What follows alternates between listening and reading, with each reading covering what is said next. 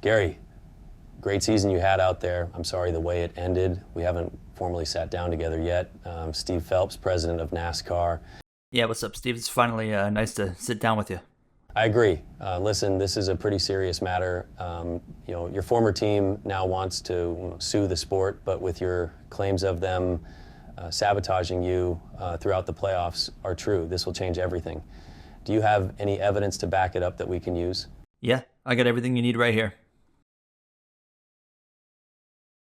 Breaking news out of the Cup Series this week, just days following the championship race in Phoenix.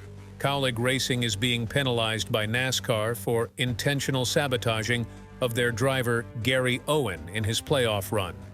Owen was said to have a meeting with Steve Phelps where he provided evidence of his claims and were proven true.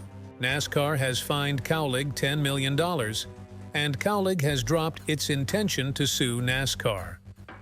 A new unnamed major sponsor has pulled out of the team for the new season, and Kaulig is in a position to downgrade their cars on track with this penalty.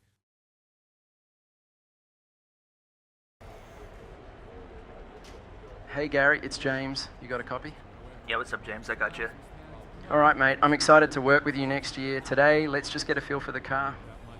And so it begins. We finally move on from Kaulig Racing and immediately head into the off-season here between Season 2 and 3. Hello everybody, welcome back to a brand new episode of our NASCAR Heat 5 career mode. I hope you enjoyed the intro sequence here now, as we were already out of that Kaulig situation, the 78 car deal that we were in Miami, and a few days later, after all the news came out with the evidence that we provided to Steve Phelps and NASCAR, they are actually giving a fine to Kaulig Racing at $10 million, and you're going to see the effect it has today in this episode now, as we were doing some preseason testing, and overall was pretty happy with preseason testing here, and you're going to see our lap times represented on the board right there, running the mid to high 32-second lap times in preseason testing, so I was pretty happy with that. But such limited testing time you get in the NASCAR Cup Series, that was all we're going to get before Daytona. And with that, it was time to really kick off the off-season, and it started with Meyer Shank announcing Daniel Suarez to the 06 Ford Dark Horse Mustang. And we're going to look at all the paint schemes here today and go over the driver rosters and overview in the Cup Series, as well as take a brief look at Xfinity and Truck Series as well. As you can see, Daniel Suarez to that Meyer Shank 06. These are all the paint schemes that we're going to be running for the most part. Top Golf is back on the car, following us from Kaulig. So they lose that sponsor there. Then you got Domino's, Siemens as well, Interstate Batteries, and then as well we have Mobile One. I love that paint scheme. Moza, and here's some Gatorade cars as well. You can see the variants that we'll be running. That was whipped up by DMoney, looking absolutely fantastic. As we can see as well, this is the roster for the Daytona 500. Scott McLaughlin in the field for a third Penske machine. Ryan Preece moving over to Rick Ware Racing in the number 15. As you can see, a couple paint schemes for him there after a frustrating season for him at Stewart Haas Racing. SHR downsizes to 2 cars. And you see Tyler Reddick right there, a new gear wrench paint scheme, looking for a rebound season as well. And here's where things get interesting. Kaulig Racing, the number 13, no longer AJ Allmendinger, it's Chandler Smith behind the wheel of the number 13, jumping up from the Xfinity Series. The 16 car, still on the track actually, and it's going to be Alex Bowman. You'll see his car momentarily. Sammy Smith is now up into the Andretti team, driving the number 27. Corey LaJoie, of course, moving on to Hendrick Motorsport. Zane Smith jumps up into the number 21 in place of Harrison Burton, who moves down to the number 25 in the Xfinity Series. If you were wondering where he was going to end up, Shane Van Gisbergen in the WeatherTech 97 full-time third Trackhouse car now on the grid. He has a lot of paint schemes that I will be showcasing throughout the season. Bubba Wallace looking for a big rebound season, won Atlanta last season, but didn't really have the season he was looking for. There is some new schemes for him, but I got them sent late. great. So you'll see those in the next episode for the Daytona 500. Christopher Bell, our new teammate, of course, here at Joe Gibbs Racing as we move into the 19 with some new schemes as well. I mean, just about everybody's got new paint schemes here. And let me know, of course, down below which ones are your favorite. Josh Berry, you see the driver image screwed up. I don't know what happened there, but I have to fix it. But he sticks with Stuart Haas, as I love that Dark Horse mod. It looks so good. And that's the normal Ford Mustang, but it's just the painters in my Discord were able to put the actual Dark Horse branding on it and make it really pop, and it looks so good. There is Alex Bowman in the Ally Financial number 16. Chase Briscoe and MoneyGram now come together there. His primary sponsor, High Point, still with the team at Stuart Haas Racing. And on top of that, you got the Rush Truck Centers machine as well. And Chris Buescher, brand new Fastenal paint scheme, of course, made the Final Four in Season 2. Didn't quite get the result he was looking for. Kyle Larson, of course, winning his second championship there. Kyle Busch, the big star, moved to Trackhouse Racing in the 99 in place of Suarez. You see the paint schemes he's got with Wendy's being the primary. Trackhouse is now a powerhouse team if they weren't before. William Byron with Liberty University, a brand new look there, and as well you're going to see the Valvoline machine. I love this paint scheme, and then you got the relay machine as well.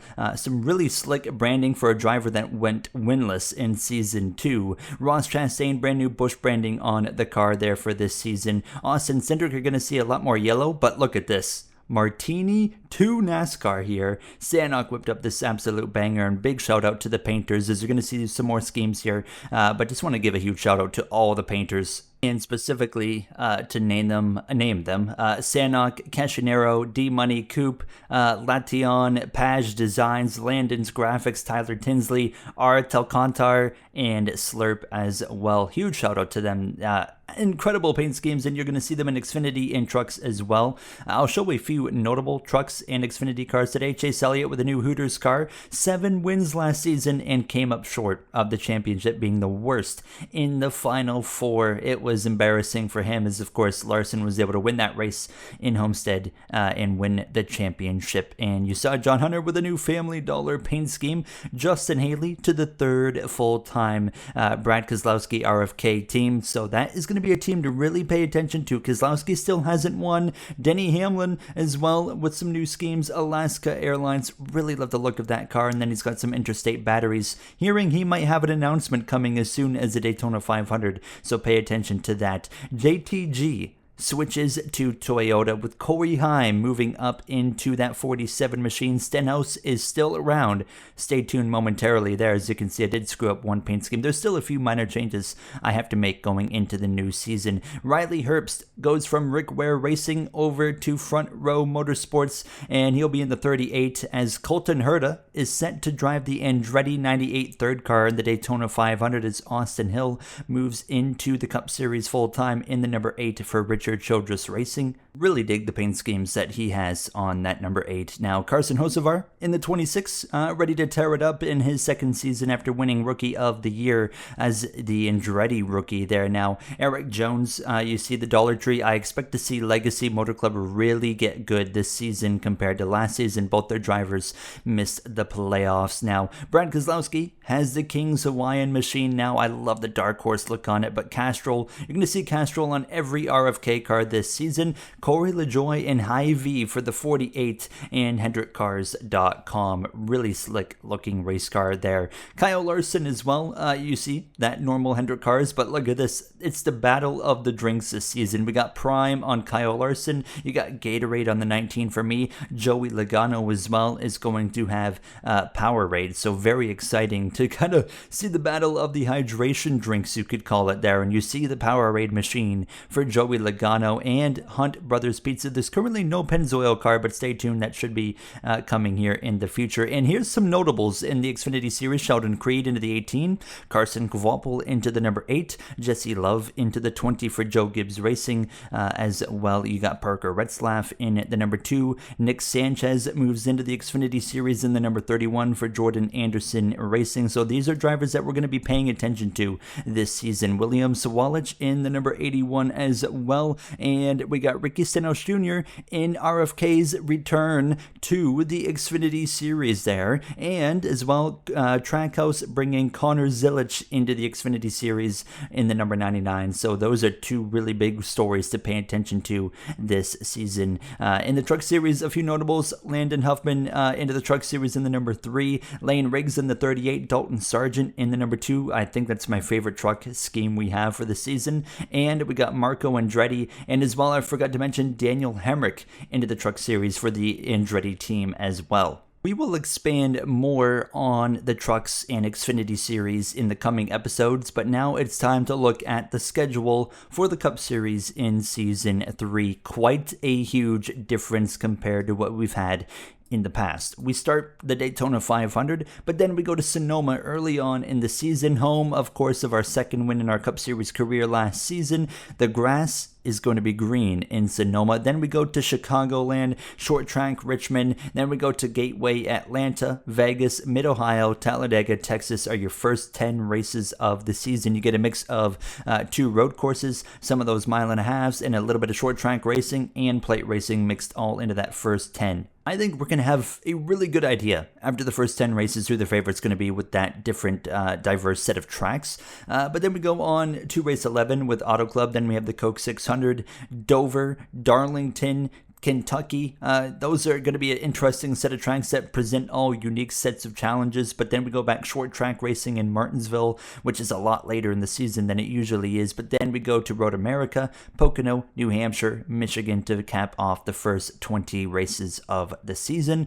Then we head to the Phoenix Raceway for the first and only time in the season. Then Kansas, Indianapolis for the Brickyard 400. We head to Canada, north of the border, with the final few races of the regular season being at Bristol and Daytona. And now, to kick off the playoffs, the first round of 16 will be Atlanta, then Talladega, Watkins Glen, an extremely diverse first round that could see some big names get knocked out or some small names move on because of that Talladega-Watkins Glen combo for sure. The round of 12, you will see Kansas, Martinsville, and then another road course, the Charlotte Roval there. So once again, you get a mile and a half, a short track, and then the road course. Now, when it comes to the round of 8, I really aimed for the whole playoffs to make it as challenging as possible because we need a rightful champion that really had to fight for it. The round of 8, we got 2 extremely tricky tracks in this game.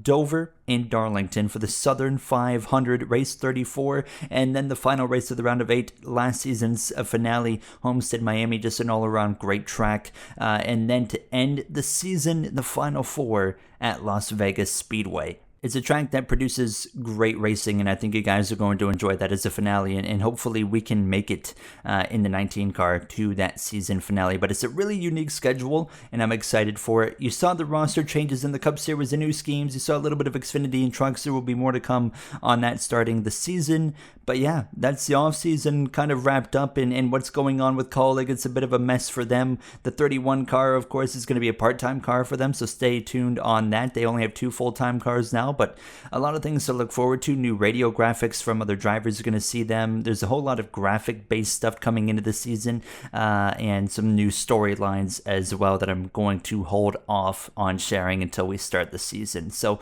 let me know what your favorite change is down below, from schemes to schedule, etc. And I'll see you guys in the next one for the Daytona 500 in Season 3. Thank you for watching. Have a great day.